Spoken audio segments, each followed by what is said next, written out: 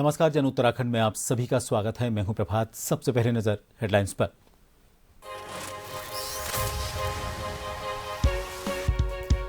दिल्ली चुनाव के लिए बीजेपी ने जारी की स्टार प्रचारकों की सूची। उत्तराखंड मुख्यमंत्री सीएम धामी का नाम शामिल, दिल्ली में करेंगे प्रचार।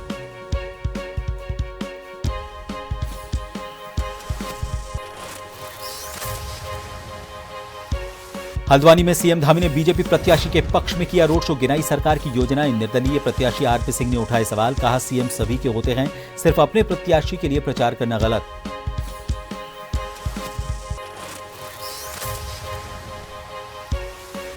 मंगलौर के लंढौरा में अपराधी को छुड़ाने कोतवाली पहुंचे लोगों पर पुलिस ने भांजी लाठियां, जिसके बाद पुलिस ने निकाला फ्लैग मार्च। मैक्स ड्राइवर की भी की पिटाई।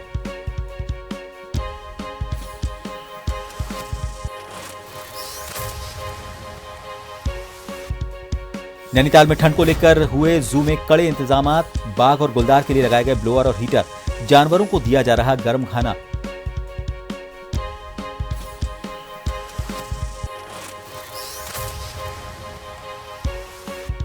और मौसम विभाग ने कई राज्यों के लिए जारी किया अलर्ट। उत्तराखंड में बारिश और बर्फबारी के लिए येलो अलर्ट। कोहरे ने बढ़ाई परेशानी।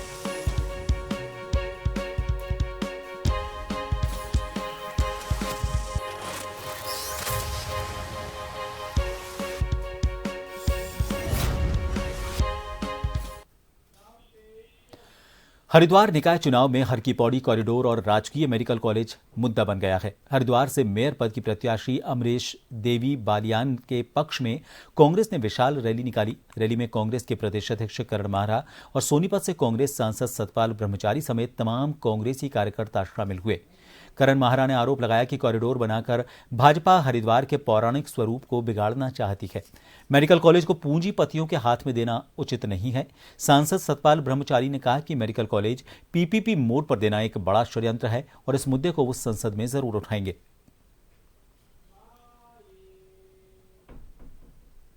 हरिद्वार के लिए कॉरिडोर एक बड़ा मुद्दा है। हजारों लोग बेघर और बिजनेस के हो जाएंगे, लोगों के बिजनेस खत्म होंगे और यहाँ की पौराणिकता, यहाँ की संस्कृति जो है वो खत्म हो गया। हम नहीं चाहते कि बनारस की तर्ज पे या अयोध्या की तर्ज पे यहाँ नुकसान किया जाए। नगर पालिका में हमारी चेयरमैन थी, उनकी मदद से ज़मीन दी गई जो सैकड़ों करोड़ की ज़मीन है और उसमें कई 100 करोड़ रुपया बिल्डिंग बनाने में लग गया और अब लाके वो जो है साहब को दे दी जा रही है। और उसका सबसे बड़ा उदाहरण आपके पास रामनगर का पीपीपी मॉडल का हॉस्पिटल है, वही भिक्यासैन भी चलता है। अभी 2 बड़े बस हादसे हुए, क्या हालात थी, लोगों को कैसे इलाज नहीं मिला, आप सबने देखा है और वही चीज़ यहाँ कर रहे हैं। 100 सीट यहाँ पर हैं, उनका भविष्य क्या करेगा, वो यहाँ पढ़ेंगे या कहाँ पढ़ेंगे, खुद सोच लेना चाहिए। जो सरकारी फीस पर यहाँ पर भर्ती किए गए थे, क्या प्राइवेट वाला इनको मान्यता देगा या प्राइवेट वाला कराएगा?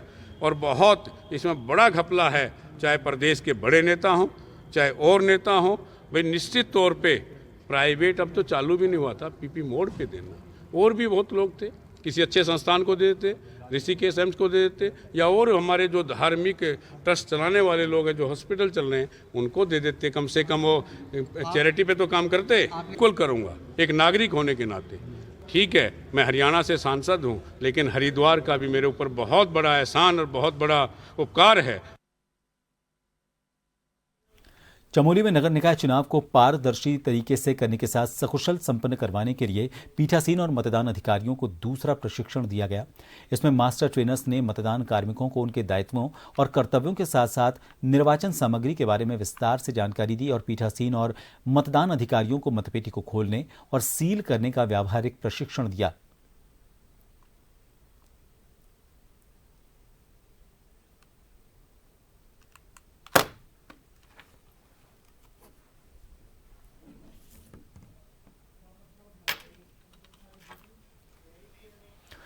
कोटद्वार में नगर निगम चुनाव माहौल चल रहा है, जहां पर सभी राष्ट्रीय दल चुनाव प्रचार में स्टार प्रचारकों को बुलाकर जनता से वोट मांग रहे हैं।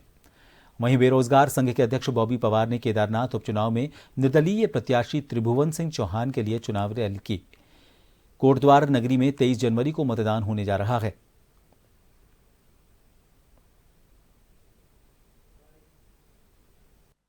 बहुत अच्छी बात है, बहुत अच्छी पहल है। एक पत्रकार भाई हमेशा हम पत्रकारिता करते हैं, एक बड़ा आप लोग भी पत्रकारिता कर रहे हैं। एक दर्द वो भी है कि पत्रकार आज तक यकीनन मतलब हम घूमते हैं, कैसे घूमते हैं, कितना खतरा लेते हैं। अभी आपने सुना होगा एक पत्रकार की कैसे हत्या कर दी गई और छत्तीसगढ़ में अभी ऐसा ही एक प्रकरण हमने भी किया था। तो पत्रकारिता करना बहुत आसान नहीं है और उसके बाद अब जन सरोकारों से जुड़ना है डायरेक्ट और एक चुनाव के माध्यम से आप सब लोगों के बीच में। और मुझे लगता है जो भीड़ देखिए राष्ट्रीय दलों की यकीनन हालत ख़राब होगी कि यार दीपक रावत ने इतना जादू क्या कर दिया है जनता पर। यहाँ पर सभी मुझे लग रहा है वार्ड के हर परिवार से यहाँ पर लोग हैं, तो बहुत बड़ी बात है। निकाय चुनाव को लेकर चुनाव में कूदे प्रत्याशियों के साथ ही पार्टियों के दिग्गज नेता जीत के लिए एड़ी चोटी का जोर लगा रहे हैं। इसको लेकर दल बदल की राजनीति भी लगातार जारी है। इसी क्रम में आज भाजपा के तेज तर्रार नेता और विकासनगर विधायक मुन्ना सिंह चौहान की अगुवाई में कांग्रेस से जुड़े दर्जनों लोगों ने भाजपा की सदस्यता ग्रहण की। इसमें अधिवक्ता आशीष मुल्तानी सहित दर्जन भर से ज्यादा अधिवक्ता और अल्पसंख्यक समाज से जुड़े युवाओं ने भाजपा का दामन थामा। इस दौरान विधायक मुन्ना सिंह चौहान ने दावा किया कि हरबर्टपुर में प्रचंड बहुमत के साथ चेयरमैन और सभासद पदों पर भाजपा के उम्मीदवार जीत दर्ज कर क्षेत्र के विकास में अपनी अहम भागीदारी निभाएंगे।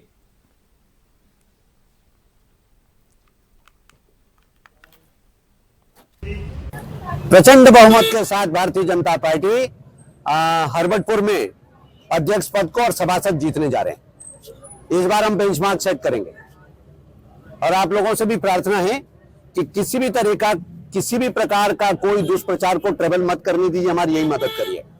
और बाकी बहुत सुयोग्य प्रत्याशी हमने मैदान में उतारे हैं और यहाँ पर भारतीय जनता पार्टी के नीरू देवी जी के नेतृत्व में जो बोर्ड गठित होगा, वो बोर्ड मैं आपको जमानत देता हूं हरबर्टपुर नगर पालिका के निवासियों को, सभी नागरिकों को कि जन सुविधाओं के विकास की दृष्टि से आप 5 साल हमें ये 5 दिन हमें दीजिए, 5 साल हम आपको सेवा के देंगे और एक जन सेवा की दृष्टि से एक बेंचमार्क सेट करने का काम करेंगे।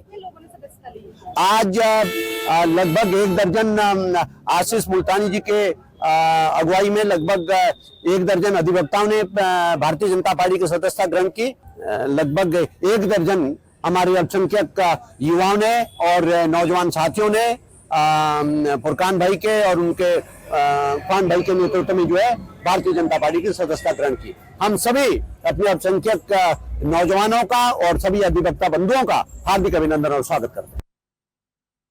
उत्तराखंड में निकाय चुनाव को लेकर सरगर्मियां तेज हो गई हैं। प्रत्याशी अपनी जीत को लेकर एड़ी चोटी का जोर लगा रहे हैं।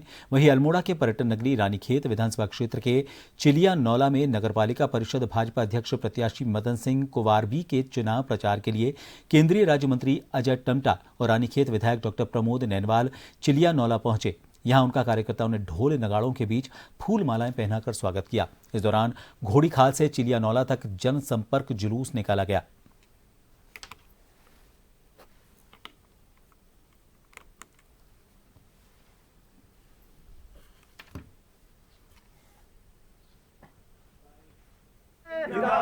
चिलिया नौला में जो नगर पालिका का चुनाव है उसमें यहाँ की जनता, यहाँ के व्यापारी, यहाँ की मातृशक्ति, यहाँ की युवा तमाम लोग भारतीय जनता पार्टी के प्रत्याशी मदन कुवारबी जी को जिताने के लिए बिल्कुल आतुर हैं। आने वाली 23 तारीख को जैसा माहौल लग रहा है कि भारतीय जनता पार्टी के प्रत्याशी भारी मतों से विजयी होंगे।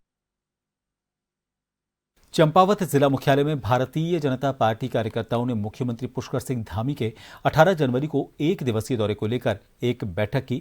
इस दौरान चंपावत लोहाघाट में सीएम के भाजपा प्रत्याशियों के समर्थन में रोड शो के साथ जनसभा का भी आयोजन किया जाएगा। चंपावत के प्रभारी शंकर कोरंगा की अध्यक्षता में एक बैठक हुई। इस दौरान उन्होंने मीडिया से रूबरू होते हुए कहा कि इस बार भी बीजेपी एक बड़ी जीत के साथ आगाज करेगी। उन्होंने कहा कि चंपावत जिले में बीते 3 वर्षों में चंपावत जिले में मुख्यमंत्री की अगुवाई में करोड़ों रुपए के विकास कार्य किए गए हैं। पिछले करीबन 8 से 10 दिनों में चंपावत में ही लोहाघाट, बनबसा, टनकपुर और अन्य जगह हमारे टिकट मिले हैं। भारतीय जनता पार्टी के टिकट पर जो लोग लड़ रहे हैं पूरी तन्मयता से, पूरी ईमानदारी से कार्यकर्ता लोग सब लोग लगे हुए हैं। चंपावत माननीय मुख्यमंत्री जी की विधानसभा है और पूरे भारत के अंदर चंपावत का नाम माननीय मुख्यमंत्री जी के कारण से पूरे चंपावत का नाम है। प्रत्येक जनता इस बात को महसूस करती है। हमारा कार्यकर्ता, हमारे जितने भी वरिष्ठ लोग हैं और यहाँ के विधानसभा प्रतिनिधि से लेकर के हमारे जिलाध्यक्ष से लेकर के महामंत्री और पूरा संगठन एकजुट होकर के चुनाव लड़ा रहा है और हम सब लोग मुझे ऐसा लगता है कि मेरे को कहीं किसी प्रकार की कोई कमी नहीं लगती है। चंपावत के समग्र विकास और उपलब्धि के लिए और माननीय मुख्यमंत्री जी के नाम और विकास के लिए लोग जनता को वोट देंगे। जन उत्तराखंड में एक बार फिर आप सभी का स्वागत है। नशे के अवैध कारोबार को रोकने के लिए रामनगर कोतवाली पुलिस द्वारा लगातार अभियान चलाया जा रहा है। अभियान के तहत कोतवाली पुलिस अभी तक नशे के कई सौदागरों को जेल भेज चुकी है।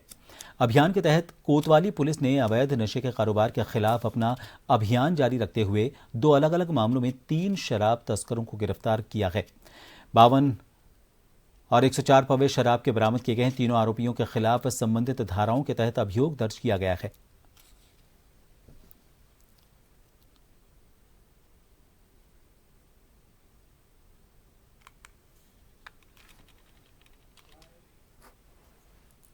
आज हमारी पुलिस टीम के द्वारा नशे के खिलाफ कार्रवाई करते हुए एक मामले में 2 व्यक्तियों को मोटरसाइकिल के साथ, टीवीएस मोटरसाइकिल थी, उस पर 2 पेटी शराब और उसके अलग से लगभग 104 देसी पौवे हैं जो देसी शराब के हैं, उनको गिरफ्तार किया गया है। और एक अलग मामले में 52 पौवों के साथ एक अलग व्यक्ति को गिरफ्तार किया गया है। दोनों को गिरफ्तार कर जेल भेजा जा रहा है। हल्द्वानी रेलवे स्टेशन पर खुलेआम अराजकता का माहौल देखा गया। यहां पर कुछ अज्ञात लोगों ने स्टेशन पर तैनात परिचालक पर हमला कर दिया। हमले में परिचालक गंभीर रूप से घायल हो गए। उन्हें तुरंत नीलकंठ अस्पताल के आईसीयू में भर्ती करवाया गया। घायल की हालत नाजुक बताई जा रही है। रेलवे स्टेशन पर ऐसी घटनाओं से सुरक्षा व्यवस्था पर सवाल खड़े हो रहे हैं। पुलिस क्षेत्राधिकारी नितिन लोहनी का कहना है कि सीसीटीवी कैमरे के फुटेज के माध्यम से मारपीट करने वाले युवकों की तलाश की जा रही है। जल्द ही पुलिस ऐसे अराजक तत्वों को हिरासत में ले लेगी। साथ ही उन्होंने ये भी बताया कि निर्वाचन के मद्देनजर भी पुलिस टीम पूरे क्षेत्र में गश्त कर रही है। सीसीटीवी कैमरों से नजर रखने के लिए कहा गया है ताकि इस तरह की अराजकवादी घटनाओं पर अंकुश लगाया जा सके।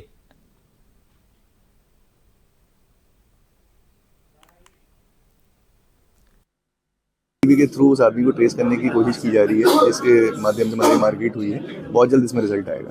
सर, उसके अलावा गश्त कैसे बढ़ाई जाएगी ताकि इस तरह घटनाएं दोबारा न हो? देखिए, लगातार मूवमेंट चल रहा है, हमारे बहुत सारे अलग अलग अभियान भी चल रहे हैं। इसके साथ साथ अगर चुनाव की दृष्टिगत आप बात करें तो हमारे अलग अलग बैरियर्स भी लगे हुए हैं अलग अलग लोकेशंस पे, जहाँ पे सीसीटीवी के माध्यम से मॉनिटरिंग करी जा रही है। इसके अलावा हमारी जो टीम्स हैं जो रेगुलर मूवमेंट कर रही हैं, उनको भी यही आदेशित किया गया है कि लगातार बीच बीच में कैमरा के थ्रू या अलग अलग रिकॉर्डिंग्स करते रहें ताकि सस्पिशियस मूवमेंट जो है उनसे ट्रैक कर सकें।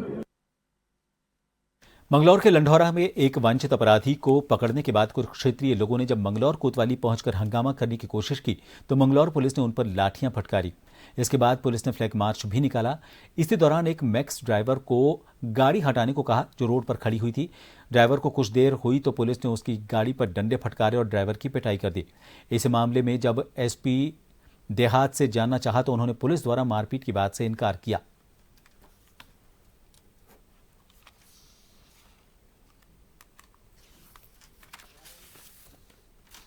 एक्चुअली वो जो व्यक्ति जिसको अरेस्ट किया है वो पिछले काफ़ी समय से पुलिस का वांटेड है और कई सारे मुकदमों में उसकी तलाश पुलिस को थी।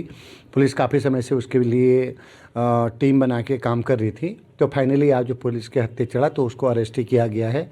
वो एनडीपीएस के मामले में और अन्य कई मामलों में हमारा अभियुक्त था। बाकी जैसा एसएचओ मंगलौर ने मुझे बताया कि काफ़ी सारे लोग भीड़ के साथ थाने में गए थे, तो कुछ वहाँ उन्होंने हुड़दंग करना चाहा तो पुलिस ने प्रिवेंटिव के तौर पर 4-5 लोगों के खिलाफ प्रिवेंटिव कार्रवाई की है। उनको एग्जीक्यूटिव मजिस्ट्रेट के सम्मुख पेश करके आगे की कार्रवाई करेंगे। भैया मेरी गाड़ी को कटवाने को कह रहे थे पुलिस वाले। मेरी गाड़ी को पहले डंडे बजाए, फिर मेरे पर डंडे बजाए, मेरा हाथ तोड़ दिया। मैं नई गाड़ी ला कर निकलवा के उसका नाश कर दिया उन्होंने। छोटे छोटे मेरे बच्चे मुझे करने गाने को बोल दिया बिल्कुल इन्होंने पुलिस वालों ने। मेरे क्यों मारा आपको? निवासी हो आप? मैं मंगलौर का जी। क्यों मारा? गाड़ी सर्विस रोड पे गाड़ी खड़ी थी, यहीं पे ही सर्विस गाड़ी रोड पे मैंने गाड़ी खड़ी कर रखी थी। गाड़ी हटवाने को कह रहे थे भैया, मेरी गाड़ी हटवाते हुए। किसने मारा आपको? पुलिस वालों ने जी। हरिद्वार में ज्वालापुर पुलिस और एएनटीएफ की संयुक्त टीम ने देर रात नहर पटरी मार्ग पर बदमाशों से मुठभेड़ की। पुलिस को सूचना मिली थी कि बरेली से नशे की खेप लेकर आए 2 बदमाश इलाके में सक्रिय हैं। घेराबंदी के दौरान पुलिस ने बदमाशों को सरेंडर करने की चेतावनी दी, लेकिन बदमाशों ने भागने की कोशिश करते हुए पुलिस पर फायरिंग शुरू कर दी। जवाबी कार्रवाई में एक बदमाश गोली लगने से घायल हो गया, जबकि उसका साथी मौके से फरार हो गया। घायल बदमाश को पुलिस ने तुरंत जिला अस्पताल में भर्ती करवाया। घटना की सूचना मिलते ही वरिष्ठ पुलिस अधीक्षक प्रमेंद्र डोभाल देर रात अस्पताल पहुंचे। उन्होंने घायल बदमाश से पूछताछ की और फरार साथी की गिरफ्तारी के लिए जरूरी दिशा निर्देश दिए। जिले की सीमाओं पर कड़ी चौकसी बरती जा रही है। फरार बदमाश की तलाश में लगातार कॉम्बिंग ऑपरेशन जारी है।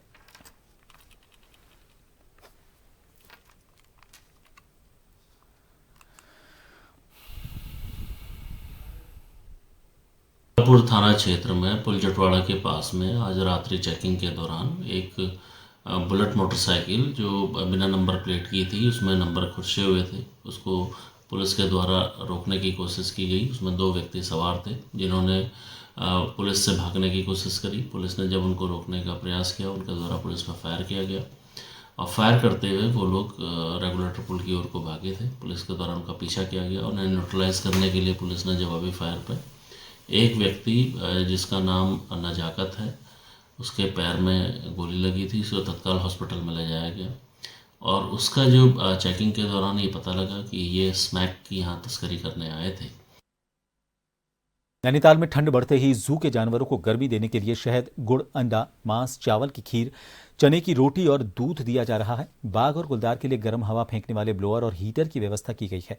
नैनीताल के उच्च स्थलीय प्राणी उद्यान में इन दिनों कड़कड़ाती ठंड हवाओं के चलते जानवरों को भी गर्म खाना दिया जा रहा है। नैनीताल जू प्रबंधन ने जानवरों के लिए खास इंतजाम किए हैं। जानवरों के लिए दिन में तो मौसम जितना खुशगवार है, रात में उतनी ही ज्यादा ठंड पड़ रही है। दोपहर में तो ये जानवर धूप का लुत्फ उठा रहे हैं, लेकिन सर्द रातों की ठंडक इन बेजुबानों को परेशान कर रही है। जू प्रबंधन काले भालुओं को विशेष तौर पर अतिरिक्त शहद और गुड़ के साथ चावल की खीर और चने की रोटी के साथ दूध दे रहा है। मांसाहारी जानवरों को दिए जाने वाले प्रोटीन युक्त मांस की मात्रा भी बढ़ा दी गई है। प्राणी उद्यान में रेड पांडा को अंडे, शहद, सेब, केले और रिंगाल दिया जा रहा है। वहीं पक्षियों को अतिरिक्त मात्रा में अंडों के साथ सब्जी, गेहूं, बाजरा दिया जा रहा है ताकि पक्षियों के शरीर में गर्मी बनी रहे।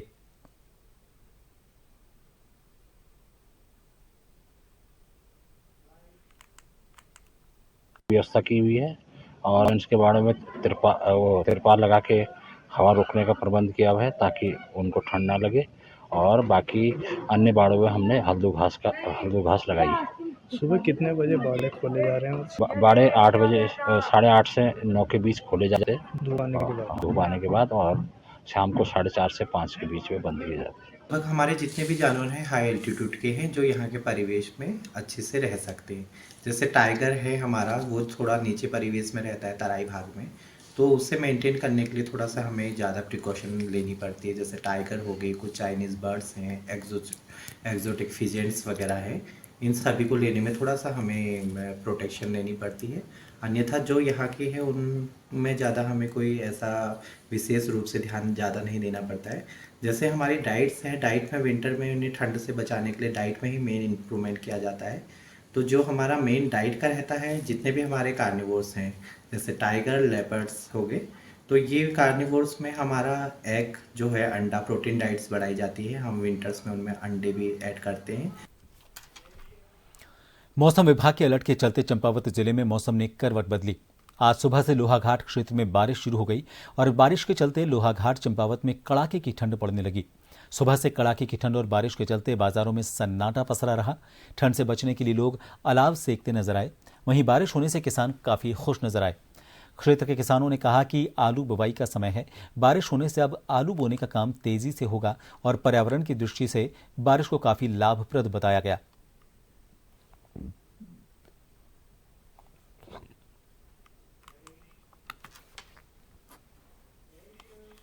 उत्तरकाशी जिले के ऊंचाई वाले क्षेत्रों में आज फिर से मौसम का मिजाज बदला।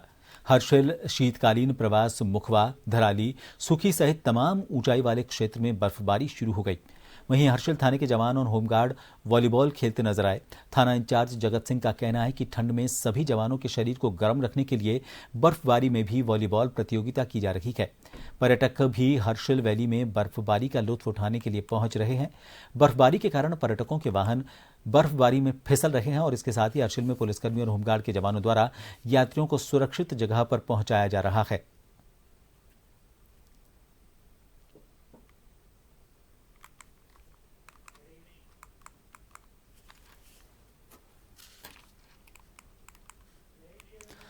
एक बार फिर पहाड़ों में अचानक मौसम का मिजाज बदला है। देर रात से रुक रुक कर बारिश और बर्फबारी शुरू हो चुकी है। आपको बता दें, औली, श्री बद्रीनाथ धाम, श्री हेमकुंड साहिब जी, श्री भविष्य बद्री, नीतीमाणा घाटी, जोशीमठ नगर के आसपास के ग्रामीण इलाके इस वक्त पूरी तरह से बर्फबारी की चपेट में हैं। बर्फबारी और बारिश होने के बाद अब पहाड़ों में एक बार फिर से ठंड ने दस्तक दे दी है। कड़ाके की ठंड इस वक्त महसूस की जा रही है। ग्रामीण इलाकों के लोग अपने घरों के अंदर कैद होने को मजबूर हैं। जबरदस्त ठंड होने के चलते लोग इस वक्त तालाब का सहारा ले रहे हैं। वहीं एक तरफ और तस्वीर सामने आई है जिसमें दर्शकों को विश्व की सबसे खूबसूरत जगह औली की हम आपको दिखा रहे हैं। इस वक्त सैकड़ों की तादाद में सैलानी यहां पर पहुंचकर ताज़ी बर्फबारी का लुत्फ उठा रहे हैं। दूसरी तस्वीर है ग्रामीण इलाके की। इन तस्वीरों में भी आप देख सकते हैं कि किस तरह से ग्रामीण इलाके पूरी तरह से बर्फ की चादर से घिर गए हैं। बात करें मौसम विज्ञान केंद्र की तो इसका पूर्वानुमान एक बार फिर पहाड़ों में सटीक साबित हुआ है।